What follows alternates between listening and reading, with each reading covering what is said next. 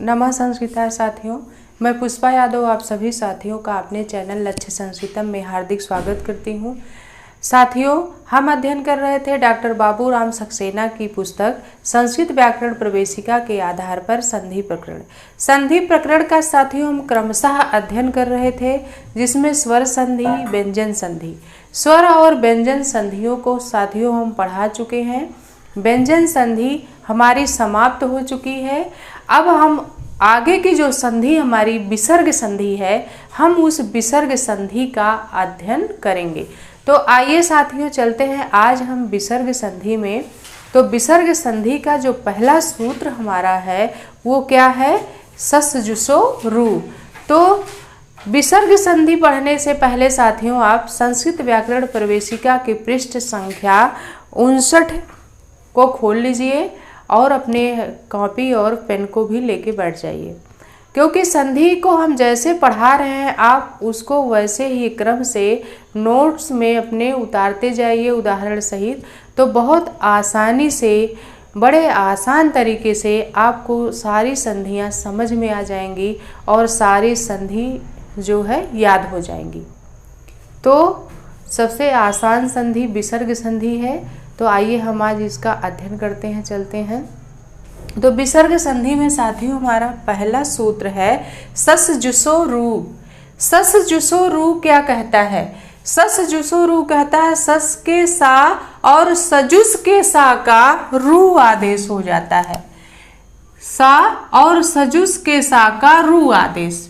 सस जुसो रू विसर्ग संधि की पहली जो संधि है वो कह रही है सस का सा और सजुस का सा का रू हो जाता है। यानी पद के अंत में क्या हो? पद के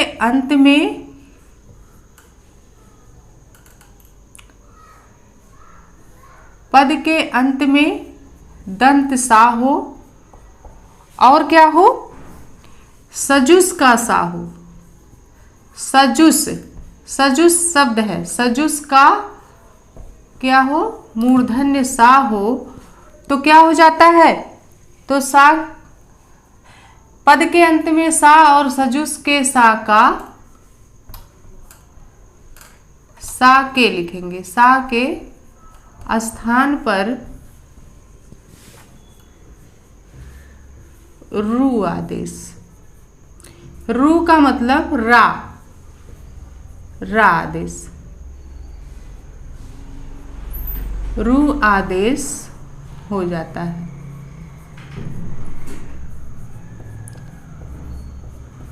होता है।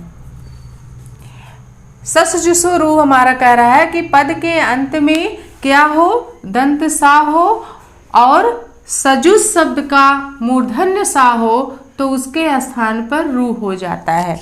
जैसे हमारा, इसको आइए हम उदाहरण के द्वारा समझते हैं कि जैसे हम एक शब्द ले लेते हैं रामस। रामस जो है, इस रामस के पद के अंत में क्या है साथियों? सा है। तो इस सा का क्या हो जाएगा? रू हो जाएगा। किस सूत्र से? सस जुसो रू से। सस जुसो रू से इस रामस का जो पद के अंत में सा है, इस सा का रू आदेश हो गया। और कह रहा अगर सजुस आए तो सजुस के सा का स्थान पर रू होता है और सजुस शब्द आ जाए, पर्सनल सजुस शब्द, सजुस शब्द आए तो इस सजुस के सा का मूर्धन्य सा का क्या हो जाएगा साथियों? रू हो जाएगा। किस सूत्र से? सस जुसो रू से। सस जुसो रू से साथियों क्या हो गया? रू आदेश हो गया। रामस के सा का रू आदेश और सजुस के सा का रू आदेश हो गया। एक चीज और ध्यान देंगे, विसर्ग संधि का जब हम अध्ययन करते हैं तो विसर्ग संधि में पहले एक सर्किल समझिए। विसर्ग का सा हो जाता है। क्या हो जाता है? इस विसर्ग का क्या हो जाता है? सा हो जाता है। और इस सा का क्या हो जाता है? फिर इस सा का रा हो जाता है। विसर्ग संधि में पहले विसर्ग का सा का रा और रा का पुनः क्या हो जाता है, विसर्ग हो जाता है। ये सर्किल है, ये एक तरह से सर्किल है जो विसर्ग संधि में हमेशा घूमती रहती है। विसर्ग संधि में अगर आप इस सर्किल को समझ गए तो विसर्ग संधि आपके समझ में आ गई। यानी विसर्ग का सा होता है, सा का रा होता है, रा का पुनः विसर्ग हो जाता है। ऐसे ये सर्किल घूमती रहती है। विसर्ग का सा का रा का पुनः विसर्ग, विसर्ग का सा का रा का पुनः विसर्ग।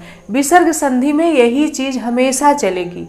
इस चीज को आप हमेशा अपने माइंड में सेट कर लीजिए। तो जैसे यहाँ रामस का सा है, इस सा का रा हो गया। सजुस का शब्द यहाँ सजुस दिया है, सजुस का मूर्धन्य सा है, इसका भी रा हो गया। फिर इसके आगे अब अगली जो हमारी संधि है खर वसानो विसर्जनीय, अगला सूत्र हमारा है। इसके आगे का अगला सूत्र है हमारा खर वसानो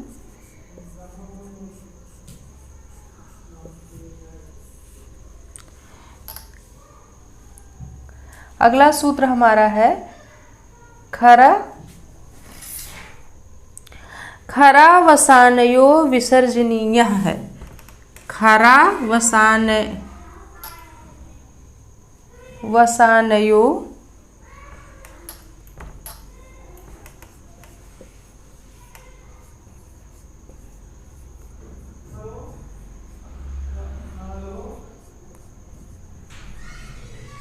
खरा वसानयो विसर्जनीय,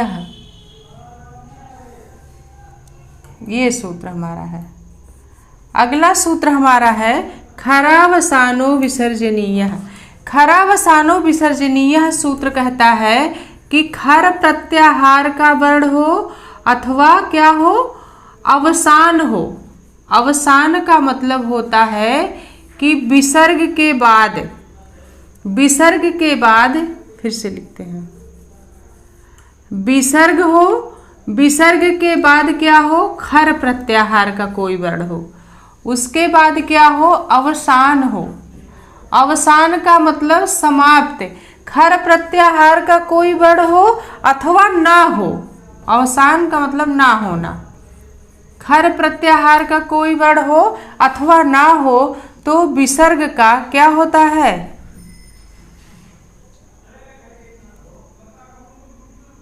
खर वसानो विसर्जनीय सूत्र हमारा कह रहा है खर प्रत्याहार का कोई वर्ण हो अथवा ना हो तो यहाँ रा के बाद, खरा वसानो विसर्जनीय कह रहा है रा के बाद यदि खर प्रत्याहार का वर्ण हो अथवा ना हो तो इस रा का क्या हो जाता है साथियों, विसर्ग हो जाता है।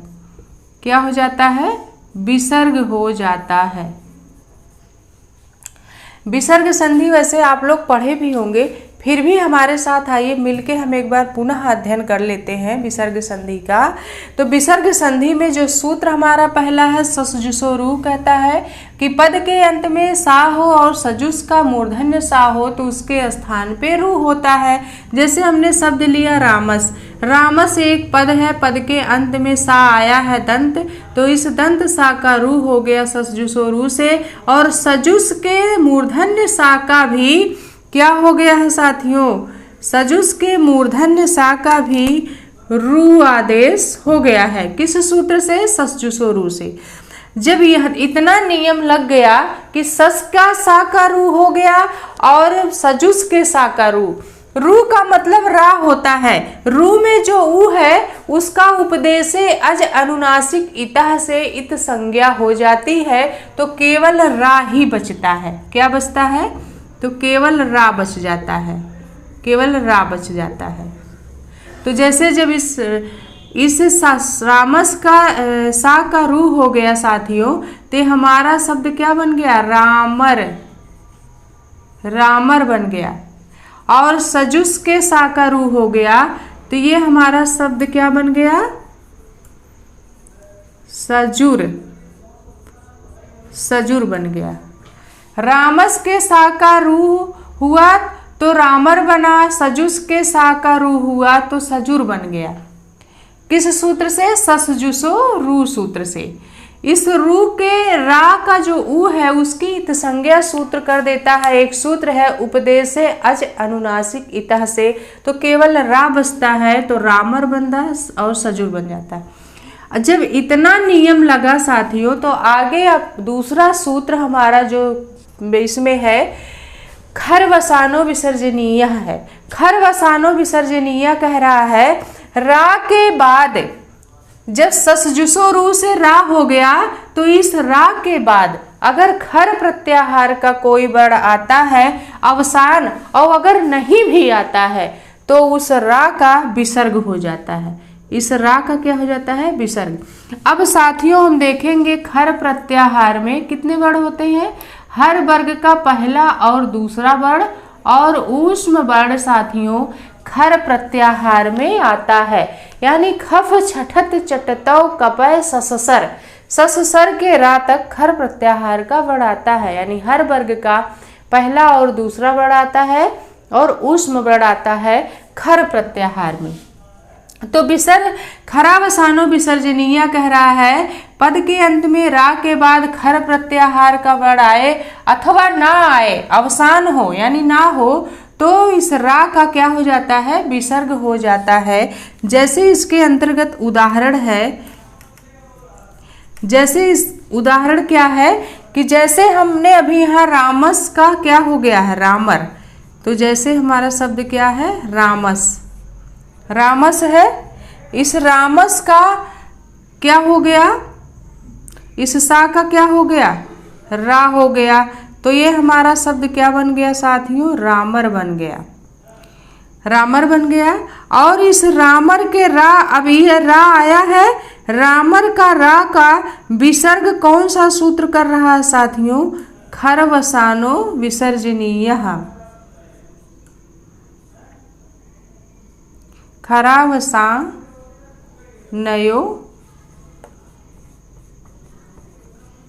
विसर्जनीय। खरावसानयो विसर्जनीय से इस रा का विसर्ग हो जाएगा जब, तब हमारा शब्द क्या बन जाएगा? रामः बन जाएगा। रामः, क्योंकि इस सा का पद के अंत में सा है, तो इस सा का रा किस सूत्र से हुआ? ससजुसो रू से।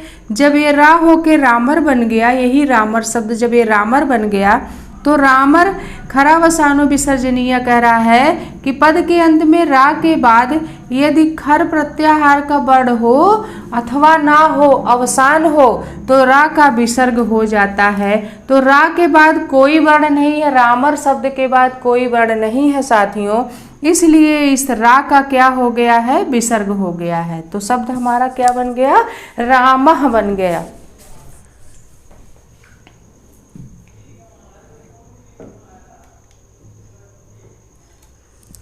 शब्द हमारा क्या बना साथियों?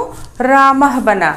और अगर कह रहा खर प्रत्याहार का वर्ण हो, तो जैसे हमारा क्या है?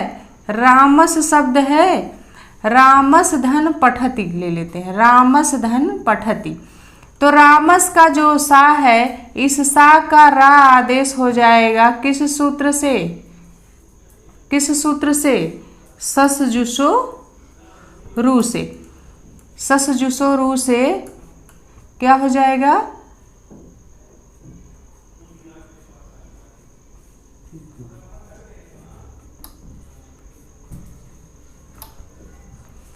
रा हो गया। अब इस रा का विसर्ग होगा, कैसे होगा? क्योंकि पद के अंत में रा आया है, उसके बाद जो पठति का पा है साथियों, ये खर प्रत्याहार का वर्ण है। खर प्रत्याहार का वर्ण है, तो खरावसानो विसर्जनीय सूत्र से क्या हो जाएगा? खरावसानयो विसर्जनीय से साथियों इस रा का विसर्ग हो जाएगा। क्या हो जाएगा? रा का विसर्ग। रा का विसर्ग। जब इस रा का विसर्ग हो गया, तब ये हमारा शब्द क्या बन गया? रामः।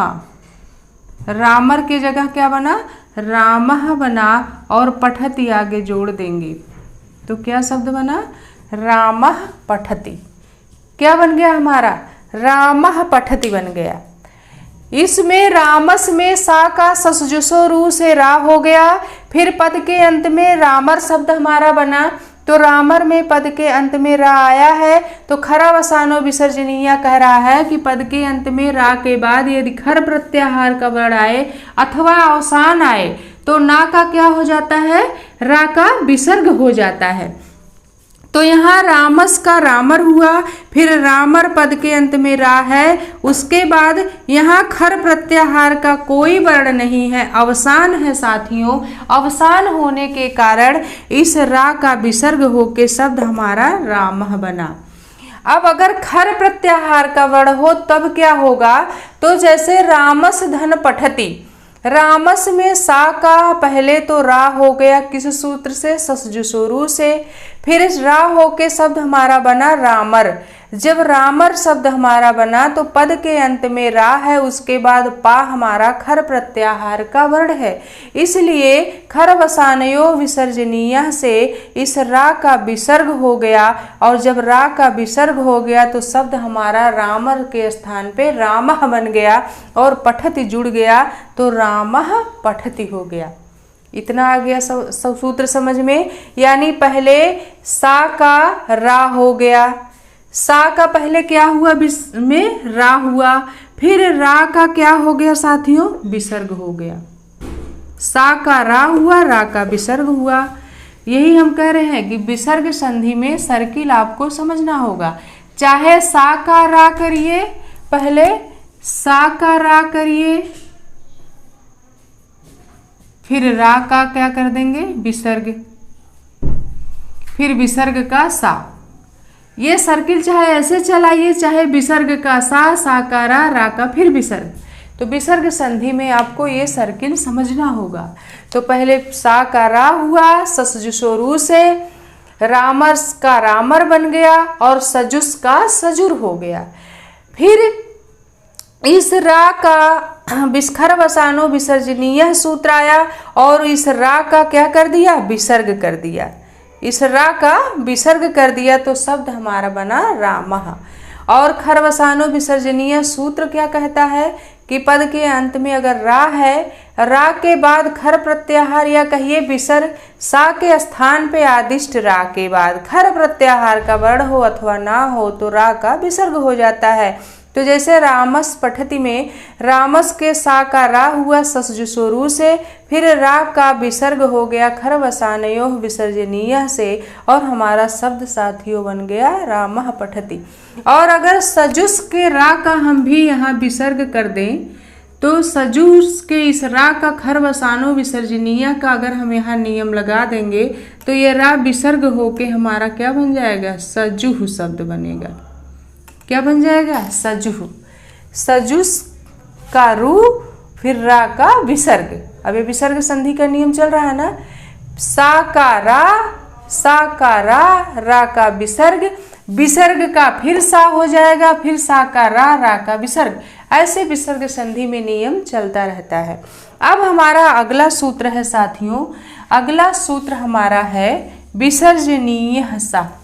तो हमने पढ़ा, फिर रुक जाओ भैया भाई, तो हमने पढ़ा ये कि सस जुसो रू सूत्र पढ़ा, फिर खरवसानो विसर्जनीय पढ़ा। अब अगला सूत्र जो हमारा है विसर्जनीय से सह। अब विसर्जनीय से स्व सूत्र हमारा कह रहा है कि यदि विसर्ग के बाद खर प्रत्याहार का वर्ण हो तो विसर्ग के स्थान पे सा आदेश हो जाता है। विसर्जनीय सूत्र हमारा कह रहा है यदि विसर्ग के बाद क्या हो, विसर्ग के बाद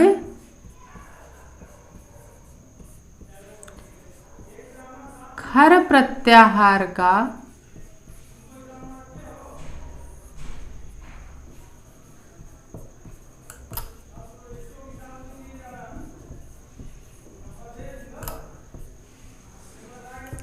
तो विसर्ग का सा हो जाता है।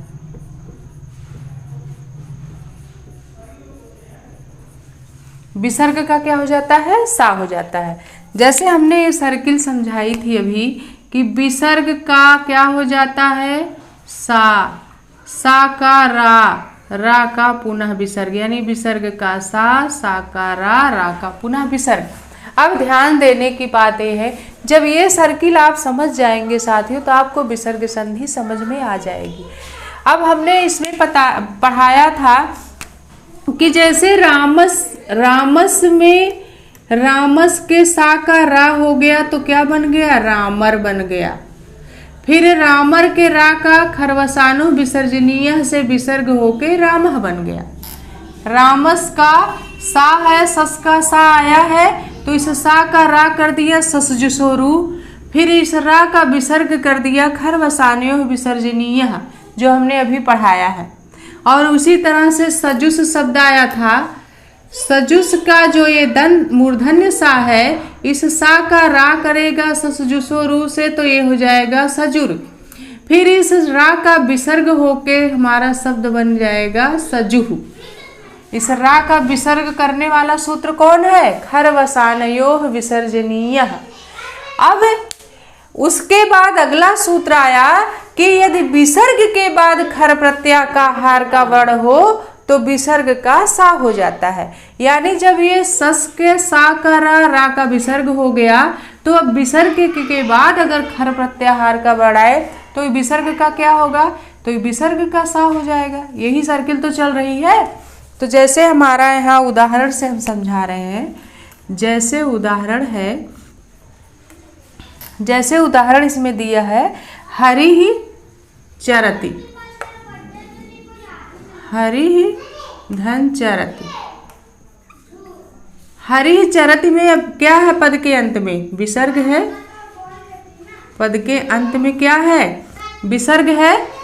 विसर्ग के बाद चा आया है जो खर प्रत्याहार का वर्ण है। अभी हमने बताया खर प्रत्याहार में जो है, खर प्रत्याहार में हर वर्ग का पहला, दूसरा और ऊष्म वर्ण आता है।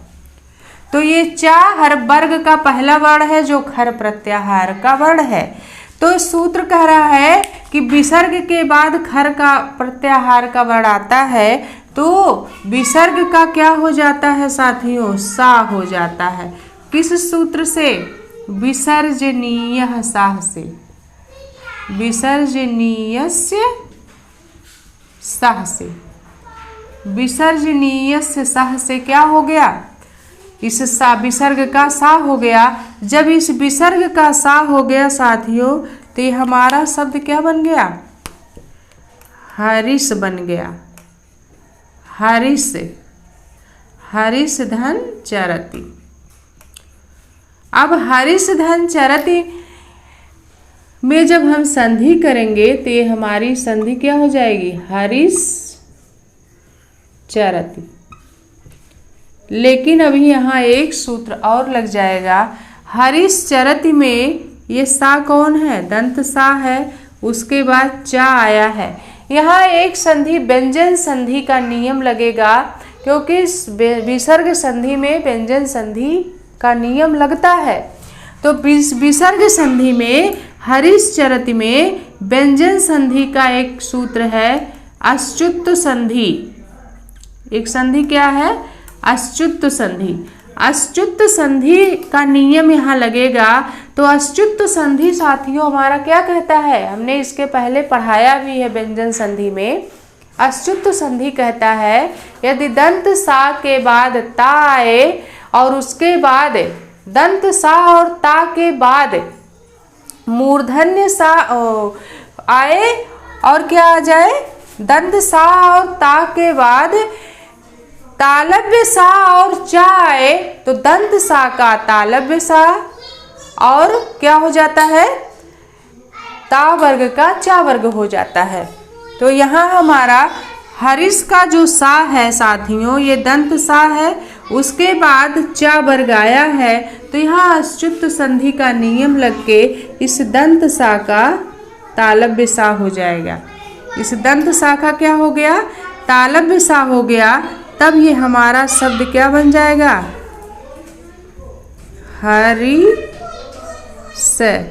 हरिस चरति बन जाएगा। शब्द हमारा क्या बना, हरिश्चरति शब्द बन गया हमारा।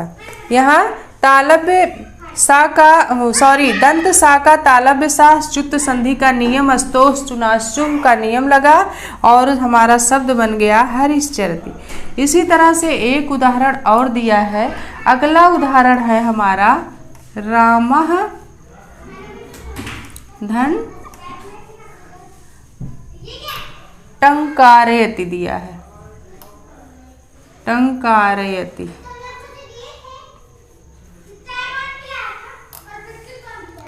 रामः धन टंकारयति दिया है।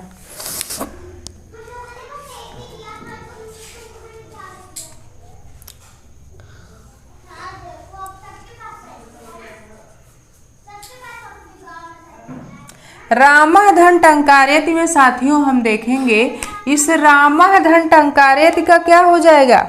रामः धन टंकारयति में विसर्ग है, उसके बाद टा आया है। टा किस प्रत्याहार का वर्ण है, खर प्रत्याहार का वर्ण है। तो विसर्जनीय सा सूत्र कह रहा है विसर्ग के बाद खर प्रत्याहार का वर्ण हो तो विसर्ग का सा होता है। तो यहाँ विसर्ग पद के अंत में रामः जो शब्द है विसर्ग आया है। विसर्ग के बाद टा हमारा खर प्रत्याहार का वर्ण है साथियों। तो यहाँ विसर्जनीय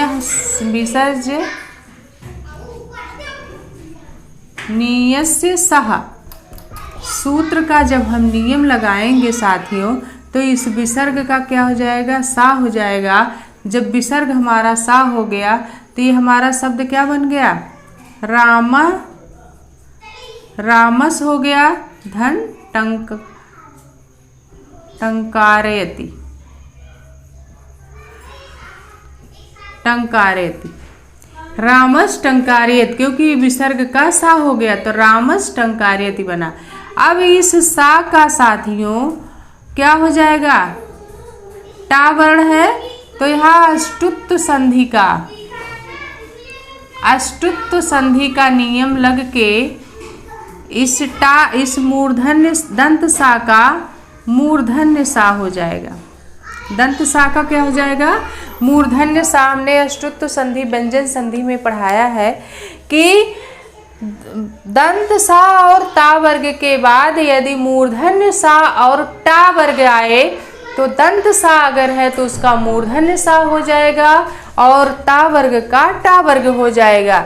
यहाँ रामस का जो सा है ये दंत सा है, उसके बाद टा वर्ग आया है, टा आया है, इसीलिए अष्टुत्व संधि का नियम लग के यहाँ इस दंत सा का मूर्धन्य सा हो गया साथियों। और हमारा शब्द क्या बन गया, राम मूर्धन्य सा आधा टंकारयति जोड़ देंगे, टंकारयति, रामस टंकारयति शब्द बना। किस सूत्र से, विसर्जनीयस्य सह से। विसर्जनीयस्य सह से हमारा क्या बन गया, रामस टंकारयति बन गया। इसी तरह से एक उदाहरण और हमारा तीसरा है। तीसरा उदाहरण हमारा इस विसर्जनीय सह में है विष्णु धन त्राता। विष्णु पद के अंत में क्या है, विसर्ग है, उसके बाद क्या आया है, ता आया है, जो हमारा खर प्रत्याहार का वर्ण है। इसलिए विसर्जनीय सा से इस विसर्ग का क्या हो गया, सा हो गया। जब विसर्ग का सा हो गया साथियों तो हमारा शब्द क्या बन गया,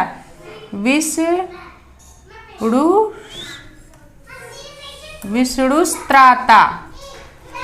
हमारा शब्द बन गया विष्णुस्त्राता। विसर्जनीय सह से इस विसर्ग का सा हो गया और शब्द क्या बन गया, विष्णुस्त्राता। तो हम संधि देखेंगे विसर्ग संधि में साथियों। पहले सस के सा का यानी दंत सा का क्या हो जाता है, रा हो जाता है, और सजुस का जो मूर्धन्य सा है उसका भी रा हो जाता है।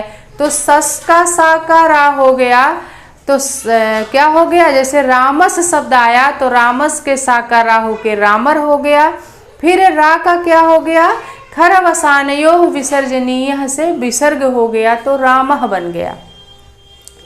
फिर रामः का फिर विसर्जनीय सा से विसर्ग का सा कर देता है तो फिर रामस बन जाता है। यानी वो सर्किल टहलता रहता है, घूमता रहता है। जैसे हमने बताया था ना, रामस शब्द हमारा था, तो इस रामस का रामर हो जाएगा।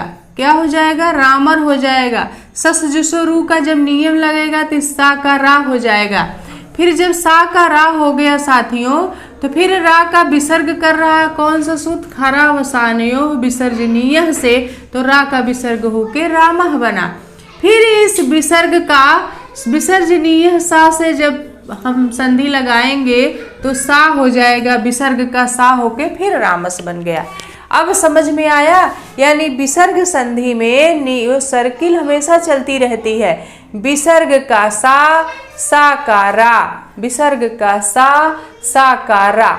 यहाँ सा का रा नहीं हुआ है, सा का रा का विसर्ग, विसर्ग का सा, फिर सा का रा, फिर यहाँ रामस बना, फिर हम सजुसुरु से रा कर देंगे।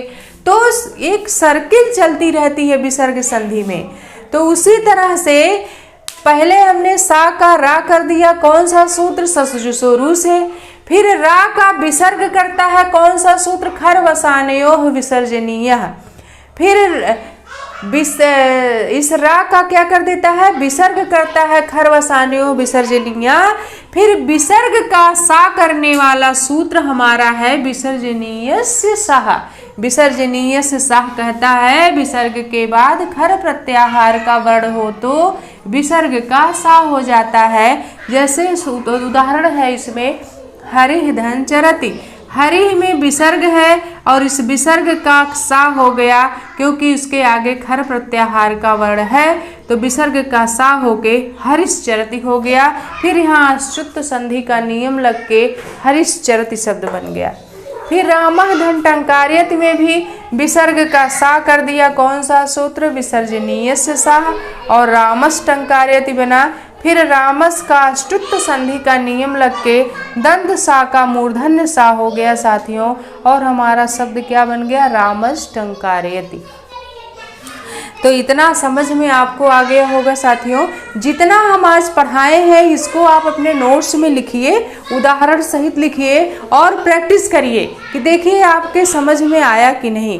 यानी विसर्ग सा का रा का क्या करता है? विसर्ग, फिर विसर्ग का सा किस सूत्र से होता है, ये आपको बिल्कुल इसका फंडा क्लियर होना चाहिए। विसर्ग संधि में सस जुसो रू से सा का पहले रा हो गया, खरवसानयोः विसर्जनीय से रा का क्या हो गया? विसर्ग हो गया। फिर विसर्जनीय से सा से विसर्ग का सा हो गया। तो ये सर्किल आपको समझ में आना चाहिए। और कौन सा सूत्र कर रहा है, ये सूत्र आपको जब पूरी तरह से क्लियर समझ में आ जाएगा, फंडा इसका क्लियर हो जाएगा साथियों, तो आपको विसर्ग संधि समझ में आ जाएगी, कोई दिक्कत नहीं होगी। बड़ी आसान संधि है, बस केवल विसर्ग का सा का रा का विसर्ग कैसे हो रहा है ये चीज़ आपको समझना होगा। विसर्ग का सा विसर्जनीय सा करता है, सा का रा खरवसानयोः विसर्जनीय करता है, और रा का विसर्ग फिर हो जाता है खरवसानयोः विसर्जनीय से, और सा का रा कौन सूत्र करता है? ससजुसोरु। यानी विसर्ग का सा हो गया, सा का रा ससजुसोरु करता है, और रा का विसर्ग खरवसानयोः विसर्जनीय करता है।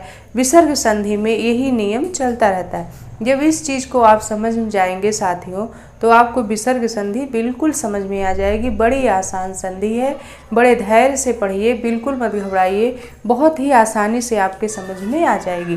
तो जितना हम जो 3 सूत्र पढ़ाए हैं, ससजुसोरु, खरवसानयोः विसर्जनीय सा, इन 3 सूत्रों को आप बढ़िया से खूब अच्छे से पढ़ लीजिए, तैयार करिए, अपने नोट्स में लिख लीजिए, उदाहरण सहित लिखिए।